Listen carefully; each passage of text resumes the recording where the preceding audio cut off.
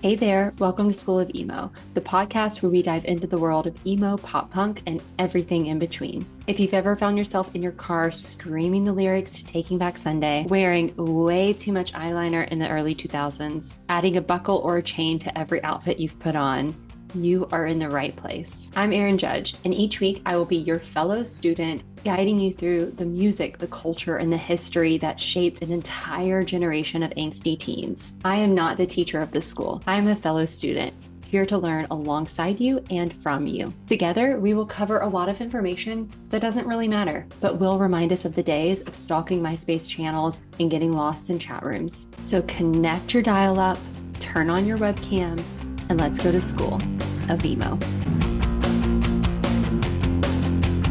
Welcome back to School of Emo. We have a new little class member in session if you're watching. My sweet dog, outside of frame typically, but biggest fan that exists, like most emo kids who turn into adults probably have. Today's episode, we're going to take it back. We're going back to the first wave. We're going back to the 80s, before My Chemical Romance, before Taking Back Sunday, before Sunny Day Real Estate.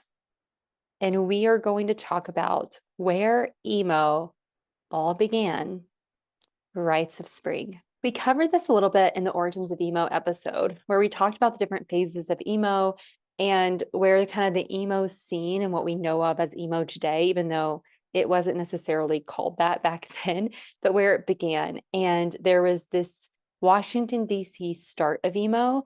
And then there was kind of this Midwest wave of emo that was more kind of the second wave.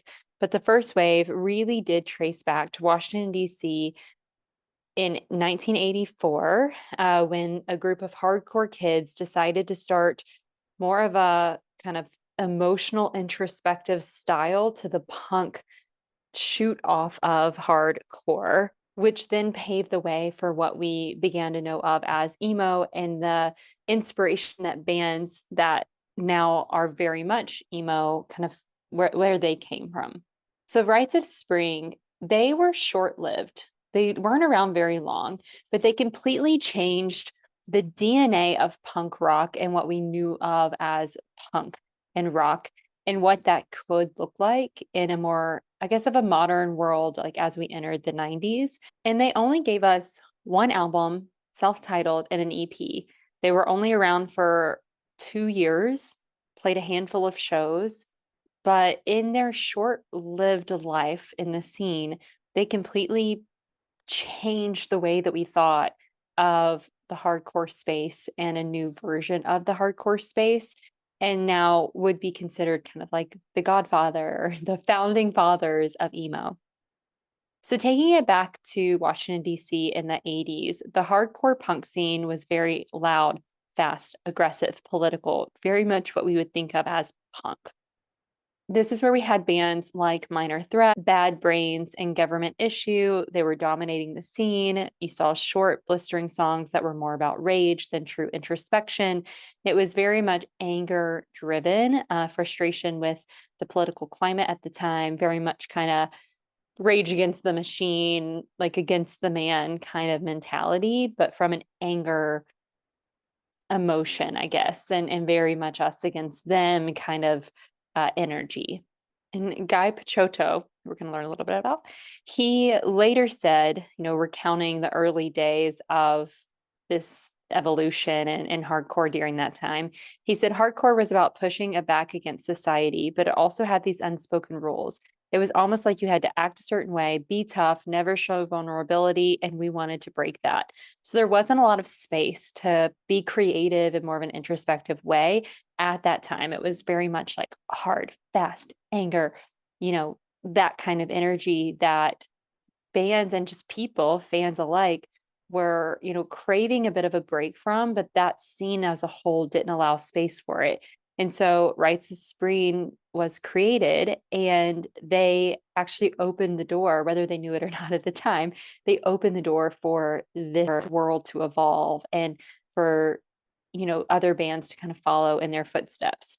So that's where we have in 1984, Guy Picciotto, who was vocals and guitar, Brendan Canty on drums. They teamed up with Eddie Janey, who was on guitar, and Mike Fellows, who was on bass, to form Rites of Spring. So they were already in the DC hardcore scene. All of them were kind of immersed in the scene themselves.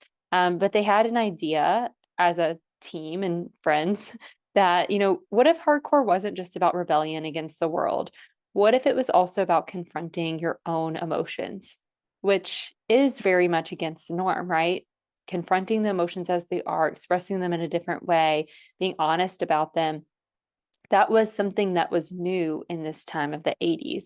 And they wanted to explore this possibility through their music. So from the start, what they created, their music was very different than what was already present in this scene. It had the speed and the intensity of hardcore. So from the outside, it sounded like hardcore. It kind of looked like hardcore. But instead of anger, their lyrics were a lot more personal and introspective.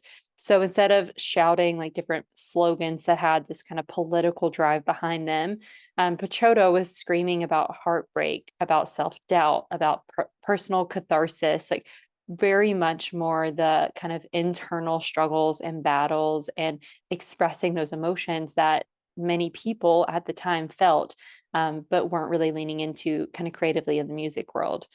And in an interview, he said, we weren't trying to start a movement. We were just making music that felt honest to us.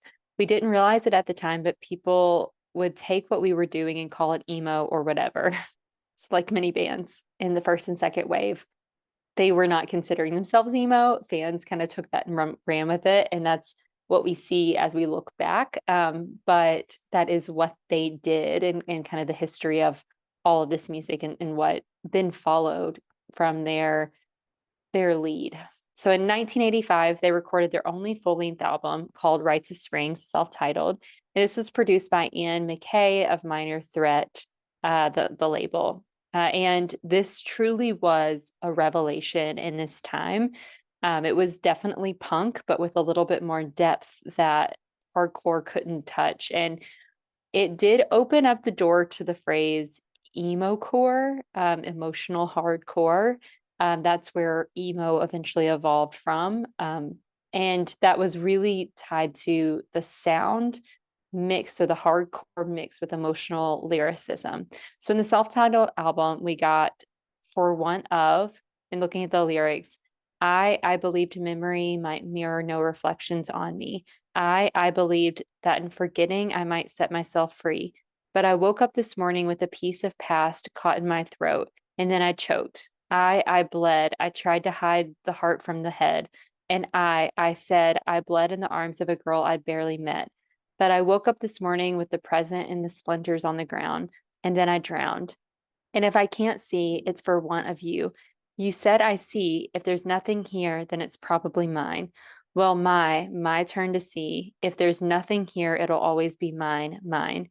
I woke up this morning with a piece of past caught in my throat, and then I choked. I guess I've learned the taste of the days that will always burn. I guess I've learned if it's in the corner of my eye, well, I can always turn. Because I woke up this morning with the past in splinters on the ground, and then I drowned. Yeah. And if I don't see, it's for want of you, you. We also got deeper than inside. I'm going down, deeper than inside. The world is my fuse. And once inside, gonna tear till there's nothing left to find. And you wonder just how close up can be. Can't you see? Can't you see? I had a dream, all my thoughts turned to real lips, and the world is my fuse. And just a dream can bring me to my knees. And you wonder just how tight skin deep can be. Can't you see? Can't you see? Ah, going down, deeper than inside. The world is my fuse. And from inside, outside, it just can fall apart. And you wonder just how lost inside can be. Try me, go. So, looking at the lyrics in these songs that they produced with the sound of punk behind it, the lyrics themselves were more about the internal struggles, personal relationships, and existential pain than they were about even what was happening in the world around them.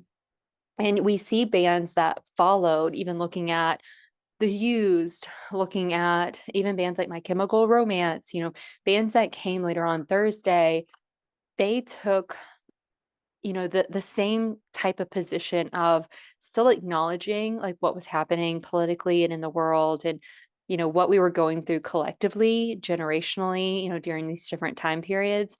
But instead of focusing so much on the anger and kind of the punk mentality of they and focusing on the problems, they were focusing on the internal kind of dialogue, the internal conflict, the personal experience through it all, like the frustration inside versus towards something else. And we get bits of that anger and like, bits of that us versus them, even in the emo space. But being able to make that shift that was so pronounced through their songs, like that was new. And that defined, what then was called that emo core or emotional hardcore. And at first, this was a joke, like this wasn't necessarily serious. Probably came from a like a diss more than anything. We see bands talk about that even throughout the third wave. Like emo was something that was considered a bit of a diss, making fun of. Like it wasn't necessarily something that was taken as pride or something that people truly kind of respected in its own right until like fans created the culture behind it, which really didn't happen until that third wave. But it became the thread that all other bands, could use and really did define like an entire genre that now many of us love and cling to. Brendan Canty said in an interview, kind of looking back at those early days, and said, our shows weren't just performances, they were emotional outpourings. It was like we were purging everything inside us. And this is what we found through their performances. So their guitars had more of a melodic, intricate sound. Their songwriting was a lot more vulnerable, and building emotional climaxes that the audience could feel and experience. The live shows were chaotic, but they had this kind of cathartic vibe to them. So Pachotto often would throw himself around the stage, collapse, scream, being fully immersed in the moment. And we see this type of style of performance, I think linked with that emotional connection to the lyrics themselves, play out in the second wave. We see it with Thursday, and how they connected with their fans. We also see it in even the third wave and kind of more the theatrical side of emo, which we saw with like My Chemical Romance, or we even saw in bands like The Used, where the performance of the front man, like laying it all out, giving everything they have in the performance itself, that fans could also connect with and feel like, they were completely losing themselves and having that kind of experience, almost like a spiritual type of experience through this live performance. And Rites of Spring, they did this and they were known for this and kind of showed how this could look in a very vulnerable way. So not just a performance, but a performance that's so deeply vulnerable, like so deeply personal, and intimate, and leaning into that even more versus like disconnecting from it, which was really unique. So Rites of Spring only played about a dozen shows, and then they broke up in 1986. They did record one final EP called All Through a Life, but they'd already run their course. And Guy Pachotto said, Rites of Spring was never meant to last forever. It was an explosion of emotion, and once it was out, it was time to move on. But the band's members didn't disappear. They were still around. So Guy Pachotto and Brendan Canty would then go join Fugazi, which was a post-hardcore band that defined kind of the 90s underground scene. So they leaned back into the hardcore scene. And then the other band members kind of did their own things and continued creating in different ways. Their brief existence and the influence that it carried was undeniable. And many fans, even whenever I was looking at all the stories and fan theories and experiences, and even thinking about bands that defined the emo scene in the 2000s, like where they credited some of their influences, a lot of it does go back to Rites of Spring. And I find that really interesting that a band could be around for such a short period of time and still have such a lasting place. And a lot of that is due to the fans. And the fans that have tried to carry that on. I know there are some people out there that would say, emo died after the second wave and like basically with Rites of Spring and some of the bands around that time.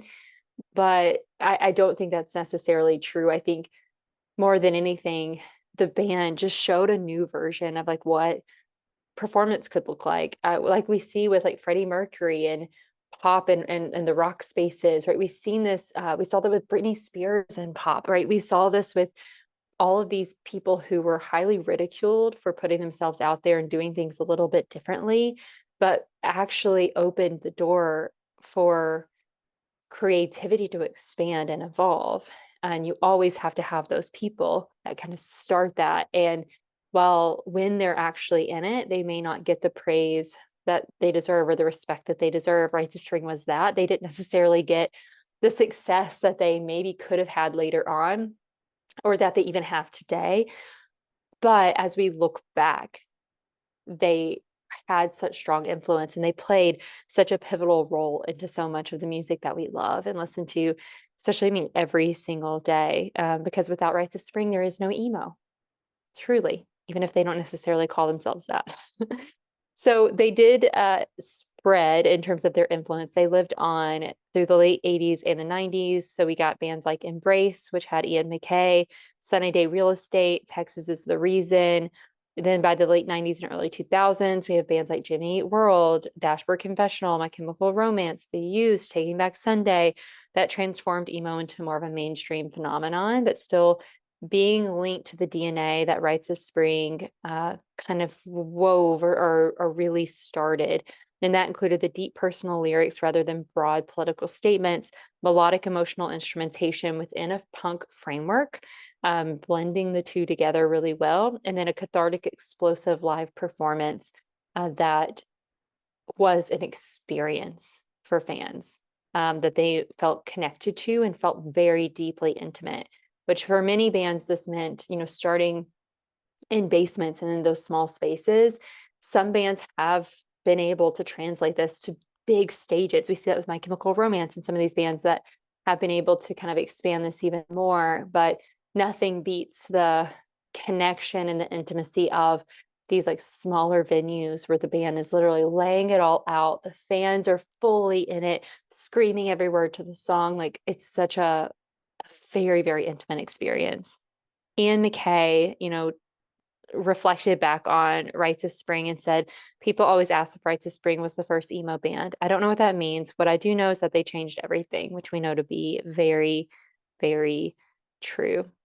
And as Guy Pachotto, reflected on, he said, the best music is the kind that makes you feel something real. That's all we ever wanted to do. Mission accomplished. They did it. Their time was short. This episode is short for that reason, because that's kind of it. There's not a lot else to say about Rites of Spring. I will say that when I did the research for the Origins of Emo episode, I'd heard of Rites of Spring, but I'd never listened to them myself. And so going back and listening to the self-titled album, I found it really interesting and I enjoy it because I love, how emo evolved. And so I like hearing a lot of these bands. You can feel that kind of basement feel to it and kind of put yourself back into, for me, the early 90s that I can somehow connect to. But the days before social media, the days before, just the political climate at that time and just the world as a whole at that time, like you can kind of feel that energy and like connect to it. And so if you have never listened to them as well, like take a minute. There's not that much to hear. So take some time, listen through, and pull out maybe some of the influences that you've then seen in the bands that you love and tie those pieces together and give respect for where that may have began and the evolution that we've been able to experience since then. I'm extremely, immensely grateful that bands of that time, like if they didn't do it, someone else would have, like, and bands were doing it, right? We saw that with like the Midwest wave of emo that was happening kind of around the same time. So it's not that Rites of Spring was literally the only band that ever existed to ever do that. Like, that's not true. But I'm grateful that bands took that leap of faith of, like, we want to try this, let's give it a try, and put it out there. And some bands who stuck with it, some many that didn't, but they still like left it for others to take a hold of, be inspired by, and lean into, and like even giving people permission of, it's okay to be more introspective. It's okay to dig deep and still be considered hardcore, right? Still be considered like a rock band, like still be considered punk. Like, you're not conforming necessarily, but being able to be vulnerable and honest, like that paved the way for what we got to experience as early millennials. And some of the things that, we all connected to, as I've talked about in the episodes with the used, and take the episode with Taking Back Sunday, with Under Oath, like even looking at the band Thursday, looking at origins of emo and like just what millennials experienced and why we've really held so strongly to the third wave of emo. Like, it only became what it is because there was permission given to blend this emotional intimacy with this kind of punk energy and sound, and the beats there. So I think we have a lot of gratitude to give to bands like this and Rites of Spring. And I'm excited to keep diving into some of these earlier bands because I find it really interesting. And I don't know, it's exciting to take a step back and see where even people in the scene that are older than me or have been around a little bit longer than me and were more kind of involved in the scene at the time, like what they were able to experience and what is deeply meaningful to them, just like the things that are deeply meaningful to me, which is what this whole podcast is about, is connecting us together, learning from one another. And this is one way to do that, is to listen and enjoy and kind of go back and talk about these earlier bands. So if you have something that you want to share when it comes to Rites of Spring, or some earlier bands that you think haven't gotten enough credit for their role in the emo space and punk rock, punk pop, whatever you want to call it, this scene as a whole, let me know. Share it in the comments, share it in a review, like find me on Instagram. You can find my email directly in the show notes. If you want to come on the podcast and talk about one, please, please, please do. I say that every episode, and I truly do mean it. I want this to be a space for others to share as well, as we continue to grow and evolve here. Our community every week is growing a little bit at a time, and there is space for you. And so if you have a desire or would like to come on and share, please email me. I would love to have you. We'll get it set up, your own little emo MySpace YouTube moment. Until then, cheers to Rites of Spring. Go stream their self-titled album, Scream Your Little Heart Out, lay on the floor, soak it all in, and I'll see you in our next class.